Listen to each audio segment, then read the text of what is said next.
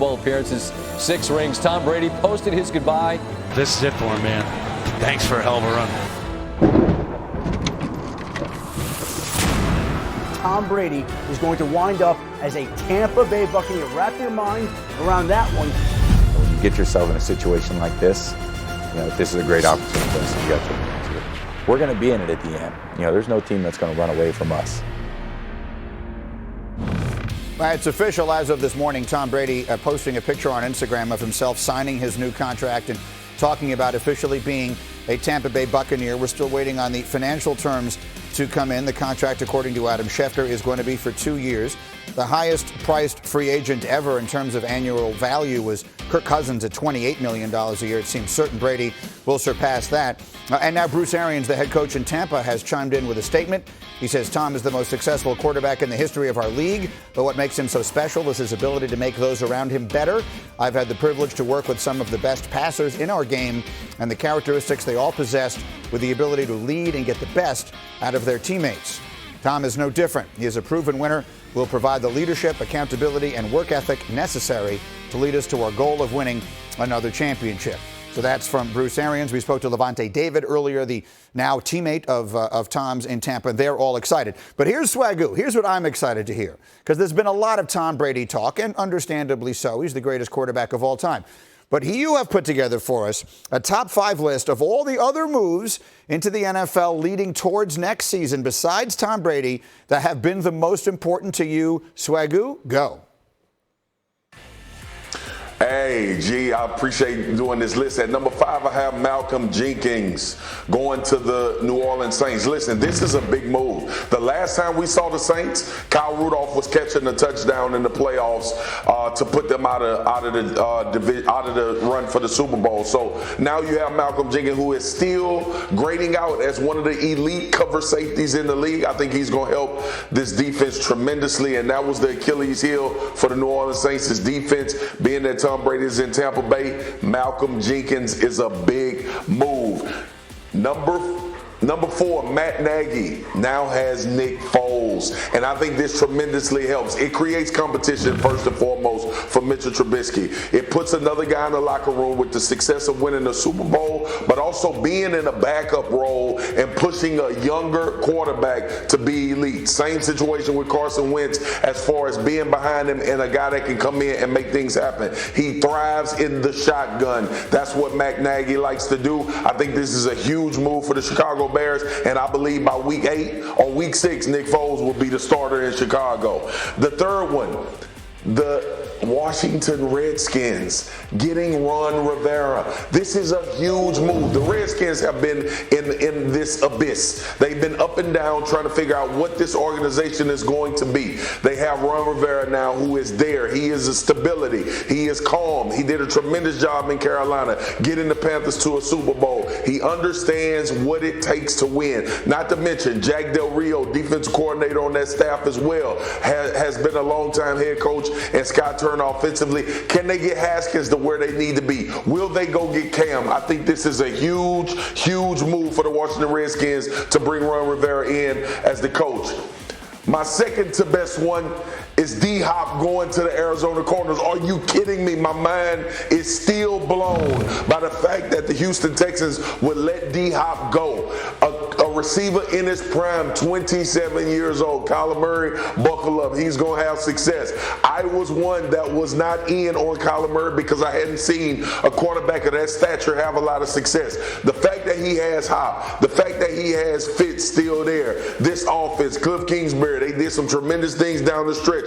But when you add a dog, a beast, a guy that wins 50-50 balls and can make tremendous amount of plays, it puts you in contention. Kyler Murray, buckle up. You got one of the best in the league. And my first one is not so positive. It's Dak Prescott getting the franchise tag. Now, obviously, everybody is still of the mind that this is a holdover until the Dallas Cowboys can get a long-term deal done. In my opinion, a long-term deal should have been done already. We've been talking about this for about 2 years, year and a half, I would say. So with that being said, now we look forward. Is Dak Prescott going to be happy? Is Dak Prescott going to show up? Will they deal deal with a lot of turmoil this offseason because their quarterback is not locked up.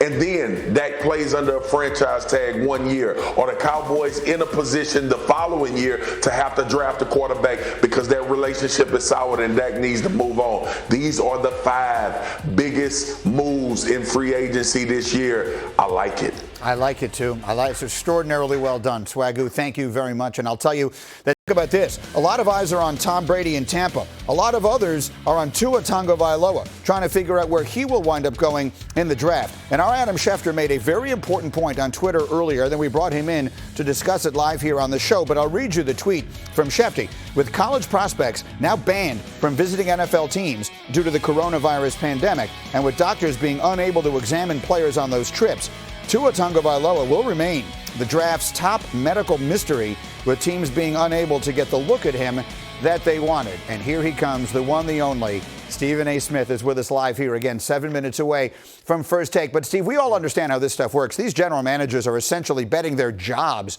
on some of these decisions. Would you be willing to stake your career on Tua Tagovailoa, sort of sight unseen, high in this draft?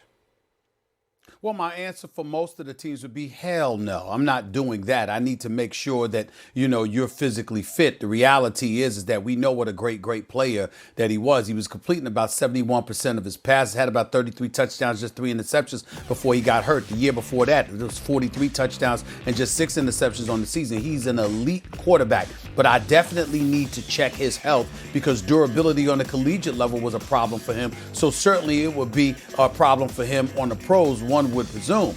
The flip side to that, however, is it also depends on the level of desperation that you're feeling, particularly if you're working for an organization that hasn't been winning, but they give you the latitude to take such a risk. If I'm the Miami Dolphins at number 5, certainly I can do that. Why? Because I've got an 18th pick. I have no quarterback to speak of for the foreseeable future.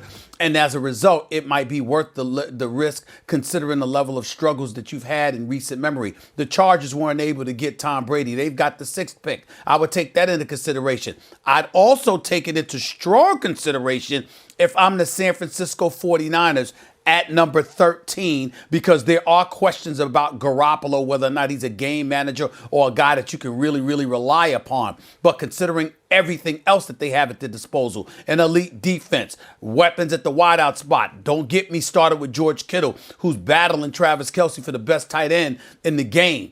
And you look at their running backs as well. And so you have everything that you need in San Francisco. You can afford to take those risks. Those are the 3 situations where I might consider an exception. But by and large, from a generic perspective, am I taking the chance on somebody that I haven't seen with a high first-round pick when the only question about him is his durability? And I can't look at his health? Nah, I'm not going to do that. I think you bring up a really important point. We've been talking about Tua going 2 or 3 or 4. These circumstances may cause him to fall far further than we had expected. And because, Stephen A., it's not just your ability to see where he is relative to this last hip. Just the history of injury alone, all of the surgeries and all of the injuries, how much would that frighten you off regardless of these circumstances? Of course it's going to frighten you off to some degree, because if you have durability issues at the collegiate level, to regurgitate my point, then what's it going to be like when you're going up against grown men in the National Football League that have mortgages to pay and families to feed? It's just an elevated level of concern because of the violence that exists in the National Football League compared to any other level when it comes to football. You have to take that into consideration. If your durability is a question mark on the collegiate level, just like if your skill set was a question mark on the collegiate level, it's going to be an even bigger question mark on the pro level. And I think the same concerns are equated with his physical health. He's still big time. I believe in his skill set, no doubt. If he was healthy, I would like him ahead of Joe Burrows, to be quite honest with you, as the number 1 quarterback taken, number 1 overall.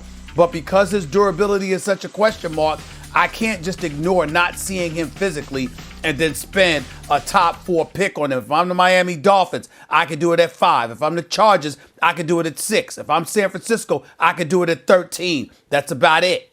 I like that a lot. Stephen A., thank you very much, and we'll see you in 3 minutes as First Take gets underway. And guys, if we can, I'd like to, we have this here from Antonio Brown, who, and listen, there's been so much speculation about whether AB will join TB in TB, and certainly he may be doing his part with posting a nice message there. Congratulations to the legend Tom Brady. Let me very quickly go to Dan and Marcus, because I want to ask one other question beyond this. But what do you make of this? The idea, Dan Orlovsky, quickly, that they might be able to bring Antonio Brown down there, pending whatever the league does as far as discipline is concerned. Do you like it, Antonio Brown with Tom Brady in Tampa?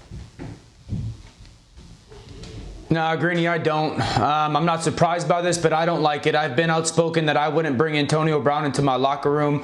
I think there's other options that in the totality of things are healthier for the organization. I know it's appealing, but I just don't like bringing Antonio Brown into the locker room at all. Yeah, I think that is one of the concerns. I want to leave that there because, guys, I'd like to pick up, if I can, I'm sort of taking this on my own here, but on what Stephen A. just said. Marcus, I'm going to come to you on that because we have been talking about Tua Tagovailoa through this process as though, okay, he might even go as high as number 2, certainly number 3. Dolphins will never get him at 5. But as we sit here and talk about teams being unable to look at him, being unable to go through all the usual procedures you would have with his history of injury and the particular circumstance he has with his hip, do you think it's possible that Tua winds up falling far farther than we expected in this draft next month? I think it's highly possible, G, especially with the climate. Now, obviously, if guys were able to do their homework, they'd be able to make a great assessment. But at this point, man, like Dan said, get in the car and go see how Tua is doing. We're not just dealing with this one injury, though. He was going to have the ability to show that the hip was fully healed, but also he has to change a little bit how he approaches the game as well, because most of his injuries have been rolling out, holding the ball too long. And people say that's a simple fix. No, it's not. Not throughout the course of a game, not when it's something that's been habit for you. So there's a lot of things that you need to try to assess. Tua talent off the charts, but I'd be very careful in this process of drafting him possibly unhealthy and setting the franchise and organization back if he can't get back to being the Tua that we think he can be. Me too. 10 seconds, Orlovsky. We have thought all along Miami would have to trade up from 5 to get him. What do you and your family think? We don't think that there's any chance Tua's going to get out of like the 3rd pick, Greeny. Get in the car, go check his health. He's too good of a player. All right, look at Dan. That makes you feel good. You know what? We are doing everything we can here to try and bring you the sports and hopefully a little fun every single morning, and that is the spirit of what we're doing. A very wonderful weekend to the Orlovsky family, to the Spears family, and to your family. Thank you for getting up with us. We will be here on Monday, I promise. First Take starts now.